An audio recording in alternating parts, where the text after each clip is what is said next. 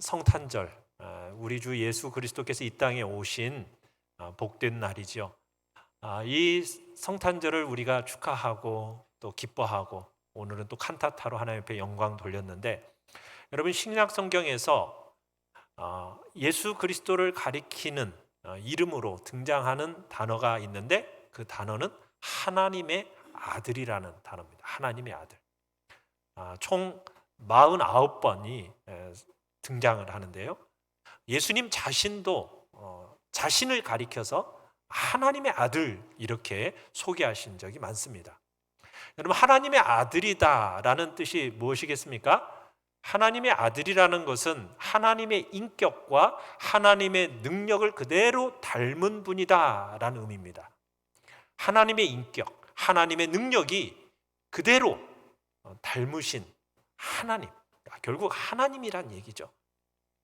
예수님을 우리들이 하나님의 아들 이렇게 고백할 때 우리는 예수님이 우리와 차원이 전혀 다른 존재라는 사실을 인정하는 겁니다. 그런데 참 오늘날 많은 사람들이 예수님에 대해서 논리적, 윤리적, 도덕적 신앙만 가지고 있는 분들이 의외로 많아요. 하나님을 안 믿는 세상 사람들도요, 예수님에 대해서는 4대 성인이라고 일컫습니다. 그죠? 공자, 소크라테스, 석가모니, 거기다가 예수님. 이런 수준으로 공경과 존경을 표합니다. 그러나 우리의 신앙은, 우리의 믿음은 그 정도로 가져서 되는 신앙이 아니죠. 인간적인 상식 수준의 믿음을 가져서는, 예수님에 대해서 그런 믿음을 가져서는 안 됩니다. 단순한 어떤 성현 정도가 아니시란 얘기입니다.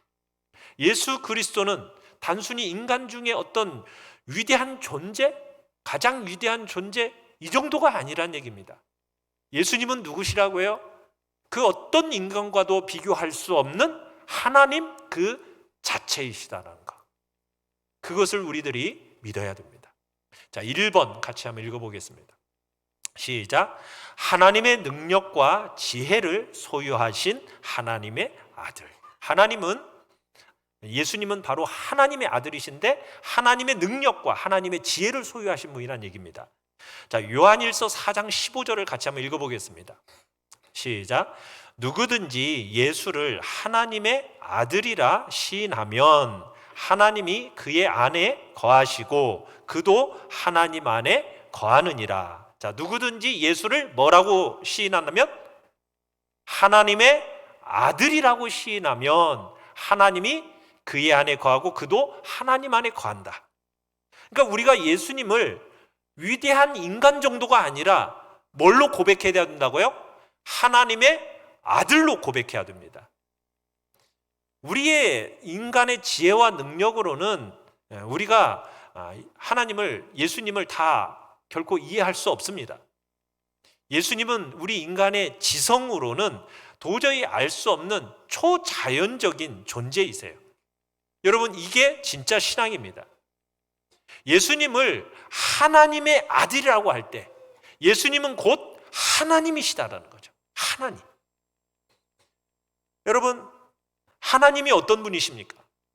그분은 무한한 능력과 무한한 지혜와 성품을 그대로 가지고 계신 분인데 예수님도 마찬가지로 그대로 가지고 계신다라는 걸 믿는 겁니다. 그런데 그 예수님이 겸손하게, 너무나도 겸손하게 인간의 육체를 갖고 이 땅에 오셔서 그런지 당시 주변의 사람들도 예수님이 하늘과 땅을 다스리시는 하나님이라는 사실을 제대로 받아들이질 못했어요.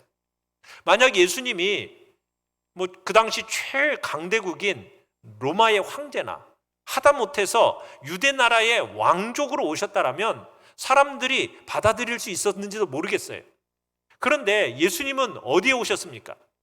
정말 보잘것없는 유대 나라, 그리고 또 작디 작은 베들레헴, 그리고 사신 곳도 사람들로부터 가장 참으로 비난받는 나사렛이라는 동네에서 자라셨어요.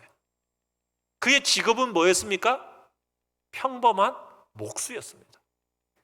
그런 모습으로 이 땅에 오셨으니 하나님의 아들이라고 불려지는 것이, 그리고 인정하는 것이 쉽지가 않았다는 얘기입니다. 이 말을 다 100% 수용할 수가 없었다는 얘기예요.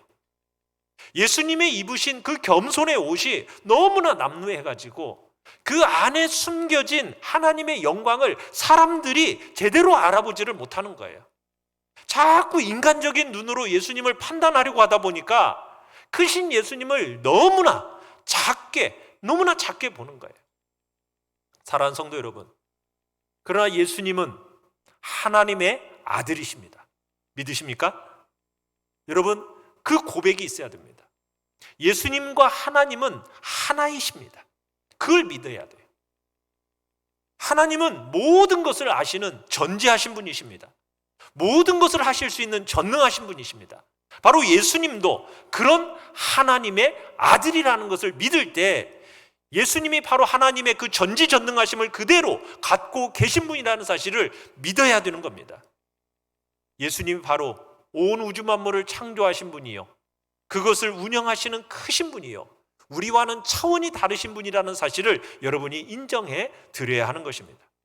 그런데 자꾸 우리 인간적인 수준으로 예수님을 생각하다 보니까 여러분 이해가 잘 안 돼요. 제자들도 그랬습니다. 제자들도 예수님이 이제 굶주린 5,000명의 사람들 딱 보시면서, 야, 우리가 어디서 이 사람들로 하여금 먹을 게 할까? 딱 이렇게 질문을 던졌어요. 그때 제자인 빌립이 뭐라고 답변을 했습니까? 200데나리온의 떡으로도 부족합니다. 인간적인 수준에서 그 해결의 방법을 대답한 거예요. 여러분, 그런데 하나님은 어떤 분이십니까? 우리가 지난주에도 만나 사건을 봤지만 수백만 명의 사람들이 광야에 다닐 때 하나님은 어떻게 하셨어요? 그들에게 매일같이 만나를 공급하심으로 먹이셨던 분이 하나님이십니다. 바로 예수님은 그 하나님의 아들이시라는 거죠. 나사로가 죽은 지 나흘이 지났어요. 그래서 썩어서 냄새가 납니다. 자, 그러니까 누이들이 뭐라고 얘기해요? 주님께서 여기에 나사로와 함께 계셨더라면 이 나사로가 죽지 않았을 텐데 예수님 왜 이제 오셨습니까? 하면서 예수님을 향하여서 핀잔을 합니다. 그들이 믿은 예수님은 어떤 분 정도로 했다라는 거예요? 의사 정도로 여겼다라는 겁니다. 생명의 근원이신 하나님으로 보지 않았다라는 거예요. 그러나 예수님은 어떤 분이세요? 그저 아픈 사람을 고쳐주는 의사 수준인가요? 아니죠. 그 의사 수준을 뛰어넘으신, 죽은 자에게 생명을 불어넣으시는 하나님, 그분이 바로 예수 그리스도란 얘기입니다. 여러분, 제자들이 예수님을 모시고 배를 타고 갈릴리 바다 위를 건너가고 있었어요. 사역에 지치신 예수님은 잠드셨습니다. 주무셨어요. 그때 어떤 일이 일어났습니까? 막 풍랑이 일어났죠. 배가 엄청나게 흔들렸습니다. 평생 업으로 잔뼈가 굵었던 제자들조차도 죽음의 공포를 느낄 정도로 엄청난 풍랑이었어요. 그러자 제자들이 마침내 예수님을 깨웠습니다. 그러자 잠에서 깨어나신 예수님께서 먼저 누구를 꾸짖으셨죠? 제자들을 꾸짖으셨습니다. 그들의 믿음 없음을 꾸짖으셨어요. 그리고 나서 풍랑을 꾸짖으셨어요. 그랬더니 풍랑이 아주 잔잔해졌습니다. 거친 바다의 그 파도가 잔잔해졌어요. 예수님이 왜 제자들을 책명하셨겠어요? 왜 꾸짖으셨겠어요? 하나님의 아들이라는 사실을 제대로 믿지 않았기 때문에 꾸짖으신 겁니다.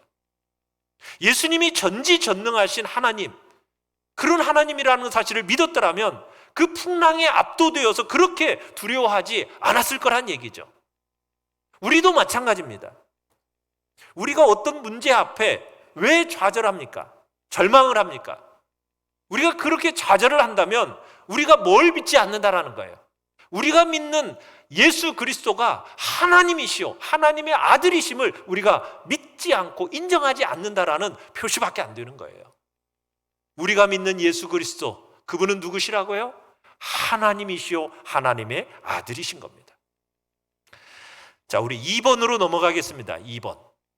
자, 2번 시작. 우리와 차원이 다른 하나님의 아들. 자, 예수님은 하나님의 그 무한하신 능력과 지혜를 소유하신 분입니다. 한마디로 우리와 차원이 다른 분이라는 얘기입니다. 여러분, 그것을 인정한다라는 것은 우리 신앙생활에 있어서 너무나 중요한 문제예요. 하나님은 우리가 이렇게 살아가는 이 세계를 3차원의 세계라고 얘기합니다. 그러나 하나님은 이 3차원을 뛰어넘은 훨씬 높은 차원에 계신 분이라는 사실이에요. 여러분, 그분이 바로 세상을 창조하셨을 뿐만 아니라 운영하시고 그분의 능력과 그분의 지혜로 여러분 이 세상을 다스리시는 거예요. 그런데 우리의 지혜와 우리의 지혜로 감히 그분의 지혜를 어린잡을 수 있겠어요? 없습니다. 이렇듯이 우리가 예수님을 하나님의 아들로 선포할 때 우리는 그분이 바로 우리와 차원이 다른 세계에서 움직이시는 분임을 선포하고 인정하는 거예요. 어떤 문제들에 대해서 이렇게 힘든 일을 어떻게 할 것인가? 여러분, 우리는요 그걸 걱정할 일이 아니에요. 우리는 항상 뭘 생각하느냐면 이게 과연 하나님의 뜻일까? 하나님의 뜻이 아닐까? 항상 여기에 초점을 맞추시길 바래요. 이게 중요한 거예요. 이게 될까 안 될까? 이거 어떻게 해결하지? 여기가 중요한 게 아니라 이게 과연 하나님의 뜻일까 아닐까? 여러분, 이스라엘 백성들이 애굽에서 출애굽해서 나왔어요. 자, 나와서 제일 처음에 딱 도착하고 큰 장애물 앞에 딱 장애물을 만나게 되죠. 그 장애물이 뭐였어요? 홍해였어요. 앞에는 홍해가 넘실넘실거립니다. 자, 그런데 뒤에서는요 애굽 군대가 쫓아와요. 추격해와요. 완전히 몰살당하게 생겼습니다. 자, 이런 상황 가운데서 뭐 할 수 있겠어요? 인간적인 방법으로는 전혀 방법이 없어요. 모여가지고 아무리 연구하고 아무리 회의해봐도 방법이 있어요, 없어요? 없어요.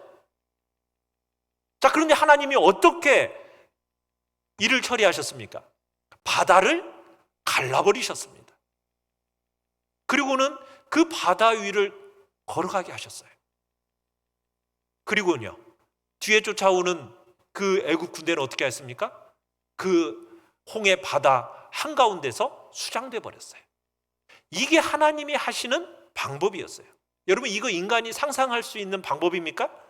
아니잖아요. 하나님은 무한한 능력과 무한한 지혜를 가지신 하나님이 하실 수 있는 일로서 이 모든 일들을 다스리고 계신다는 얘기예요.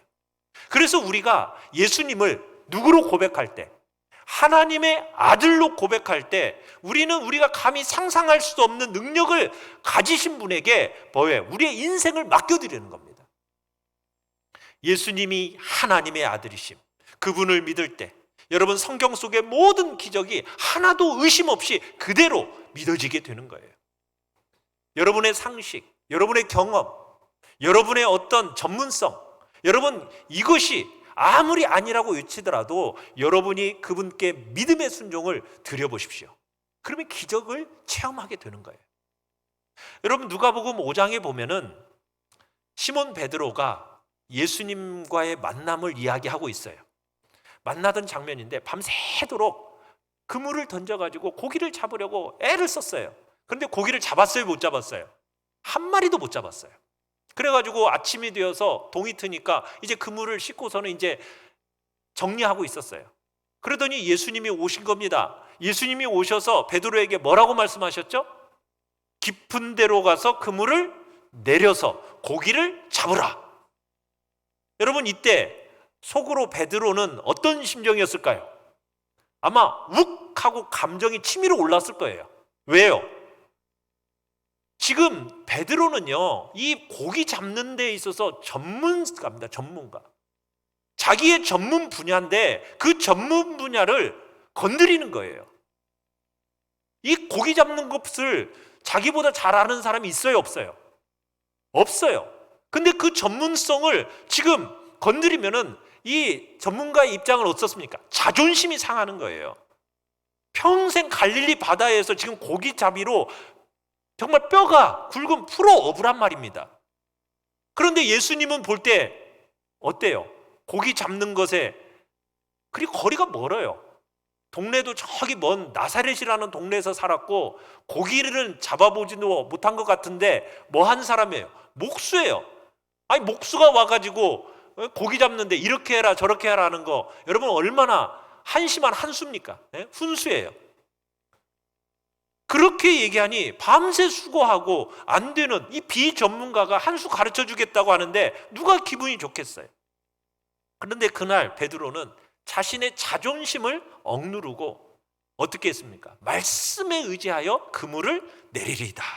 그리고 그물을 던졌습니다. 여러분 그것이 그의 인생을 바꾸는 위대한 선택이 되었죠. 그물이 찢어질 정도로 넘치는 큰 물고기 떼를 보면서 베드로가 예수님 앞에 납작 엎드리죠. 뭐라고 하면서 납작 엎드렸습니까? 주여, 나는 죄인이로소이다. 어떻게 자신이 죄인됨을 그 자리에서 고백할 수가 있었겠습니까? 예수님을 무엇으로 인정했기 때문에? 하나님의 아들이심으로 인정했기 때문에. 자기가 전문가인 자기로서 인간의 한계성을 너무나 잘 알았는데 그 한계를 뛰어나신 하나님의 아들이심을, 전능하신 하나님이라는 사실을 만났을 때 처음에 자존심을 억누르고 그물을 던져서 위대한 일을 경험하게 된 거예요. 사랑하는 성도 여러분, 여러분들이 예수 그리스도를 하나님의 아들로 믿는 믿음을 소유하시고 그분 앞에 여러분의 모든 자존심을 다 내려놓고 그분 앞에 엎드려서 그분을 하나님의 아들로 고백하고 순종하며 나아갈 때 여러분들은 놀라운 믿음으로 말미암는 엄청난 축복을 받게 되는 것입니다. 3번을 같이 한번 읽어보겠습니다. 3번입니다. 시작. 하나님의 능력과 성품을 지니신 하나님의 아들. 여러분, 예수님은 하늘과 땅의 권세를 가지신 하나님의 아들이십니다. 하나님의 아들이신데 여러분 능력과 권세가 있으면요 자기 아버지에게 그런 엄청난 힘을 가지고 있어요. 그러면은 그 힘에 빗대어 가지고 자기 자신을 위해서 막 힘을 쓰는 사람들이 이 세상에 참 많잖아요. 그런데 예수님은 그렇게 하지 않으셨어요. 예수님은 그런 식으로 자기의 힘을 사용하지 않으셨어요. 마귀가 예수님을 시험하러 왔습니다. 시험하러 왔을 때 뭐라고 시험을 했습니까? 광야에서 40일 동안 굶주리고 금식하신 후에 제일 처음에 한 시험이 뭐였어요? 마귀가 네가 만일 하나님의 아들이어든 명하여 이 돌들로 떡덩이가 되게 하라. 자, 그리고 두 번째 또 시험을 합니다. 높은 성전 꼭대기로 예수님을 데리고 가서 얘기해요. 뭐라고요? 네가 만일 하나님의 아들이어든 뛰어내리라. 그러면 천사가 너를 보호해 줄 거다. 수많은 사람들 앞에서 진짜 하나님의 아들이라는 그 놀라운 능력과 권세를 한번 보여보라는 거예요. 그러면 너를 왕으로 떡받을 거라는 거예요. 자, 그 유혹에 예수님이 넘어갔습니까? 넘어가지 않으셨어요. 하나님의 아들의 능력이 충분히 있었습니다. 그렇지만 이 땅에서 그 능력을 휘두르실 필요가 없었어요. 자기가 차원이 다른 존재로서 함부로 자신의 힘을 휘두르지 않으셨어요. 예수님은요 심지어 자기 목숨을 살리는데도 하나님의 아들의 그 초자연적인 힘을 사용하지도 않으셨습니다. 자기 목숨을 위해서도요. 마태복음 27장 39절로 40절에서 이런 얘기를 합니다. 시작. 지나가는 자들은 자기 머리를 흔들며 예수를 모욕하여 이르되 성전을 헐고 사흘에 짓는 자여 내가 만일 하나님의 아들이거든 자기를 구원하고 십자가에서 내려오라. 네가 뭐거든? 만약 하나님의 아들이거든 십자가에서 내려오라. 한번 능력을 보여봐라. 십자가에서 내려와서 네 생명을 한번 구원해봐라. 여러분 만약 예수님이 십자가에서 내려오셨다면 어떻게 되었겠어요? 우리가 지금 이 자리에 없겠죠. 아마 우리 모두는 우리 죄값을 지고 영원한 지옥의 형벌을 가야만 됐을 것입니다. 그러나 하나님의 아들 예수 그리스도는 자신을 구원하고자 그 십자가에서 내려오지 않으시고 우리를 구원하시기 위해서 자신의 구원을 포기하셨어요. 예수님에게는 절대 능력이 있었지만 자신을 위해서는 그 능력을 쓰지 않았습니다. 자기 목숨을 잃는 그 순간까지도 절제하셨고 자기의 힘을 쓰지 않으셨어요. 자기의 힘을 어디다 쓰셨습니까? 하나님 아버지께 순종하는데 자기의 힘을 쓰셨어요. 히브리서 5장 8절 9절을 같이 한번 읽어보겠습니다. 시작. 그가 아들이시면서도 고난으로 순종함을 배워서 온전하게 되셨은즉 자기에게 순종하는 모든 자에게 영원한 구원의 근원이 되시고. 그러니까 절대 권력을 가지신 예수님이시지만 자기 자신을 위해서는 한 번도 쓰지 아니하시고 이기적으로 쓰지 않으시고 오직 아버지께 순종하는 데 쓰셨으며, 그리고 사람들에게 긍휼과 자비의 손길을 베푸는데 자기의 능력을 쓰셨어요. 그래서 예수님이 능력을 쓰심에 있어서는 병든 자를 치유하고 죽은 과부의 아들을 살려내고 구금줄인 자들을 먹이시고 귀신 들린 자들에게 귀신을 쫓아내시는, 여러분 이런 기적들을 행하신 거지 자기의 힘을 과시하기 위한 그런 능력을 단 한 번도 쓰신 적이 없어요. 그저 절망 속에 있는 자들에게 소망을 주고 고통을 덜어주고 그런 기적만을 베푸신 거죠. 그래서 하나님의 아들 예수님은 바로 하나님의 성품으로 그 능력을 선하게 사용하셨던 겁니다. 4번입니다. 4번. 시작. 우리를 죄와 마귀에게서 구원하러 오신 하나님의 아들. 자, 예수님이 이 땅에 왜 오셨다고요? 우리를 죄에서 구원하시고 마귀로부터 건져내서 자유함을 주시기 위해서 이 땅에 오신 거예요. 예수님이 가지셨던 성품 중에 하이라이트는 뭐냐? 사랑입니다. 예수님의 인생이 바로 하나님의 사랑을 우리에게 100% 보여주시는 거예요. 요한복음 3장 16절 다 암송하고 계시죠? 같이 한번 해볼까요? 시작. 하나님이 세상을 이처럼 사랑하사 독생자를 주셨으니 이는 그를 믿는 자마다 멸망하지 않고 영생을 얻게 하려 하심이라. 여러분, 사랑은 상식을 초월하고 논리를 초월하는 거예요. 사랑하면은 어떤 값비싼 대가라도 치르게 되어 있습니다. 독생자라는 게 뭐예요? 하나밖에 없는 외동 아들을 가리켜서 독생자라고 하지 않습니까? 하나님에게 있어서 예수님은 바로 그런 존재였어요. 귀하디 귀한, 정말 가치 있는 최고의 가치의 존재가 예수 그리스도였어요. 죄인된 우리를 구원하기 위해서 여러분 자신의 아들의 생명의 값을 지불하셨다라는 거예요. 여러분, 이 세상에 과연 하나님의 아들의 생명과 바꿀 만한 가치가 있는 게 있을까요? 여러분, 이 세상이 그만큼 아름다운 세상인가요? 그렇지 않잖아요. 하나님은 이 세상을 구원하기 위해서 자기 아들을 보내줄 정도로 정말 우리가 무슨 귀중한 존재라서 우리를 사랑하신 게 아니라 우리를 사랑하셨기에 우리가 귀중한 존재가 된 거죠. 여러분들이 그래서 귀중한 존재예요. 사랑의 무게라는 것은 그 사랑을 위해서 얼마나 값을 지불하느냐가 그 사랑의 무게라고 그래요. 여러분들이 볼펜 하나를 저기 다이소 가서 샀어요. 1,000원 주고. 그러면 그 볼펜은 몇 원짜리예요? 1,000원짜리예요. 자, 그런데 여러분의 생명을 위해서 지불되어진 값이 있어요. 얼마가 지불되어졌습니까? 하나님의 아들의 생명의 값이 지불되어졌어요. 그러면 여러분의 가치는 어느 정도란 얘기예요? 하나님의 아들의 생명의 가치입니다. 나라는 존재가 하나님의 아들의 생명을 주신 만큼 그만큼 귀중한 존재라는 사실이에요. 여러분 믿으십니까? 내 가치가 얼마인지를, 내가 얼마나 귀중한 존재인지를 여러분 믿으십니까? 여러분, 누군가가 여러분의 그 죄값을 위해서 지불되어야만 됐어요. 죄값은 그냥 사라지는 게 아니거든요. 죄값이 치러져야 되는 거예요. 그렇다고 해서 아무나 그 죄값을 치를 수 있는 것도 아니에요. 누가 그 죄값을 치를 수 있어요? 죄가 없는 분이 죄값을 치러야 돼요. 그리고 죄값을 치를 수 있는 존귀한 존재가 죄값을 치러야 되는 거예요. 바로 하나님께서 자신의 아들을 통하여 우리의 죄값을 치르시기 위해서 자신의 아들의 생명으로 그 값을 치르신 거예요. 우리의 죄를 씻기 위해 아들의 생명을 내어놓으신 그 하나님의 사랑이 얼마나 엄청난 것인지를 여러분들이 정말 그 마음속에 새기고, 오늘 이 땅에 오신 예수 그리스도가 얼마나 고귀하고 복된 존재이며 그리고 내게 그 생명을 주시게 오신 예수 그리스도의 그 가치를 다시 한번 마음속에 새기시길 바랍니다. 5번 읽어봅니다. 5번 시작. 아버지께로 우리를 연결해 주는 하나님의 아들.